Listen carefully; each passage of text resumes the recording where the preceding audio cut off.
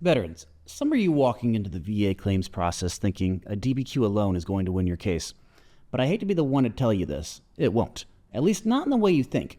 Without the right support, it's like handing the VA half a puzzle and expecting them to hang it on the wall for you. You might get lucky, but most of the time, they smile, file it anyway, and stamp denied before the coffee's cold. And here's the thing. It's not because a DBQ isn't valuable. It is. But without a Nexus Letter to tie it all together, it's just a form. A well-formatted, nice-looking form that still leaves your claim wide open for the VA to pick it apart. But without a Nexus Letter to tie it all together, it's just a form. A well-formatted, nice-looking form that still leaves your claim wide open for the VA to pick it apart.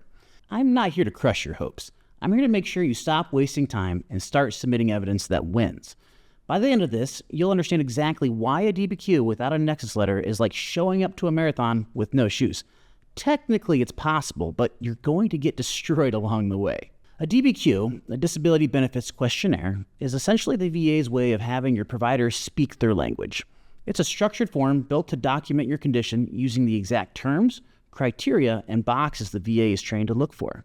It covers things like symptoms, what you experience, how often, how severe, functional loss, what you can't do anymore or can only do with difficulty, range of motion, specific measurements for injuries or musculoskeletal conditions, frequency and duration, how often your condition flares and how long it lasts. In other words, the DBQ answers the how bad is it question. It gives the VA a snapshot of the severity of your condition right now. But here's the reality. Severity alone won't win your claim. To grant service connection, the VA still needs the why you have the condition and why it should be linked to your time in service. They are looking for three things every single time. One is a diagnosis, a real current diagnosis from a qualified provider. Two is an in-service event, illness, or injury, and proof that something happened while you're in uniform. And three, the most important, is a medical nexus, which is that professional opinion that connects 1 and 2 together. A DBQ alone only checks box number 1, and it may outline your limitations in great detail, but it does nothing to prove box number 3, the actual link between your condition and your service. Submitting only a DBQ is like giving the VA pieces of the puzzle, but leaving out the picture on the box. And when you leave that connection up to them, they almost never connect the dots in your favor. That's where the Nexus Letter comes in. It's not just another piece of paperwork.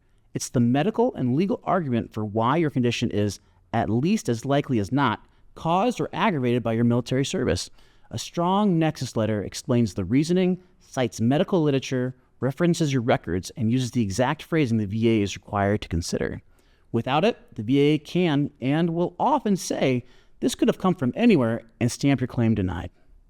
I see veterans every single day who wait 6 months, sometimes even longer, for that big brown envelope thinking it's going to be the start of their recovery, only to rip it open and see that one word stamped across the page, denied.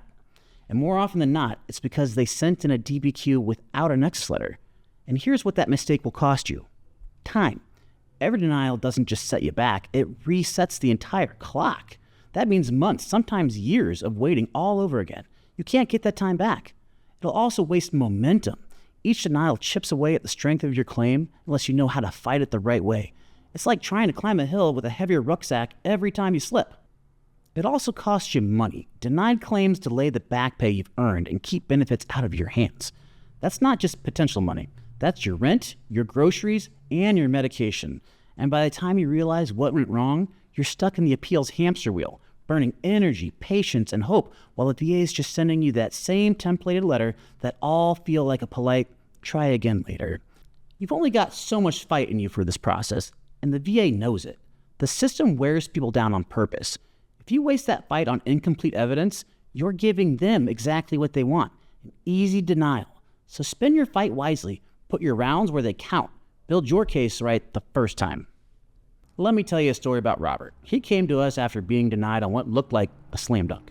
He had a detailed DBQ from his orthopedist, range of motion testing, pain documentation, functional loss clearly outlined. On paper, it was solid. The problem, the VA denied him, saying, did not establish service connection. Why? Because while the DBQ proved how bad his knees were, it did nothing to explain why his knees were in that condition.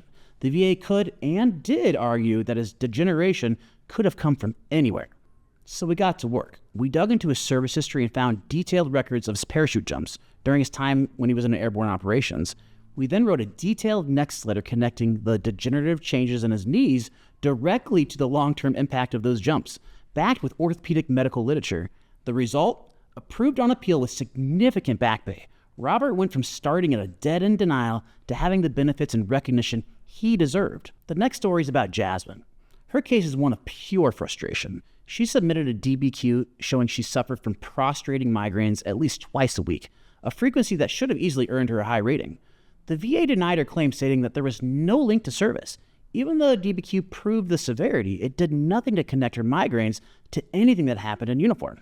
So we got to work and we looked at her existing ratings and found that she was already service-connected for a TBI, which she sustained during deployment. We then wrote a Nexus Letter explaining how TBIs often lead to chronic migraines, citing both her medical history and VA-recognized neurological studies. And the result? Claim granted in just 60 days. Jasmine didn't just get her rating, she got her confidence back in the process. And what about Dave? Dave had been dealing with back pain for years. He had a DBQ from his chiropractor that documented his limited mobility, pain on motion, and functional impairment. But the VA still denied it, saying the DBQ lacks sufficient rationale for service connection. So we connect the dots for him. Dave was already service connected for severe knee issues. Our Nexus Letter explained in detail how his altered gait, caused by those knee injuries, placed abnormal stress on the spine over time, leading to his current back condition. We backed it up with biomechanical research and treatment records. And his result? Approved at 40% for his back, plus back pay. Dave went from feeling dismissed to finally being validated and compensated for his years of pain. So why is it a DBQ alone will always fall short? Well, a DBQ documents severity, not origin. The VA can and will say could be from anything if you do that. It leaves too much room for interpretation. So why you actually need a Nexus Letter is because that will establish legal and medical connection to your service. It uses VA-required phrasing, such as at least as likely as not, provides medical reasoning the VA just cannot ignore without justification. So here's the best practice. You're going to want to pair that DBQ with a Nexus Letter for the same condition, and make sure that both reference each other. And I would use a provider who understands VA standards and has reviewed your full record. If you're still wondering exactly how a Nexus Letter and a DBQ work together and why they're not interchangeable, we've got you covered. Check out our next podcast episode where we break down the differences, explain when you need one, and show real-world examples of how pairing them can make or break your VA claim. So here's the takeaway. A DBQ is powerful, but only when it's part of a complete package. Without a Nexus Letter, it's an incomplete story that leaves too many unanswered questions. Send the VA a DBQ alone, and you're giving them an easy gift-wrap reason to deny your claim. If you've made that mistake before, you're not alone. Most veterans aren't told how these pieces fit together, and that's exactly why I'm here. I want you to walk into this process with your eyes open and your evidence airtight. Now, in the next episode, we're going to tackle a question that I hear constantly. Is obesity considered a disability, or can it be used as an intermediate condition? This one's a big deal because the answer can open up an entire chain of secondary claims if you understand how to use it correctly. So we'll break it down. The medical reasoning behind obesity as a factor in VA claims, the legal precedent that makes it possible to use it as a bridge between cases, real examples of how veterans have used obesity as an intermediate condition to connect the dots between service and new disabilities. If you've ever struggled with weight gain after service, especially if it's tied to injuries, medication, or mental health conditions, you do not want to miss this next one. So click here to watch that next breakdown and learn how to turn what the VA sees as a lifestyle issue into a documented, evidence-based part of your claim. Xterra Health, veterans serving veterans, service beyond self.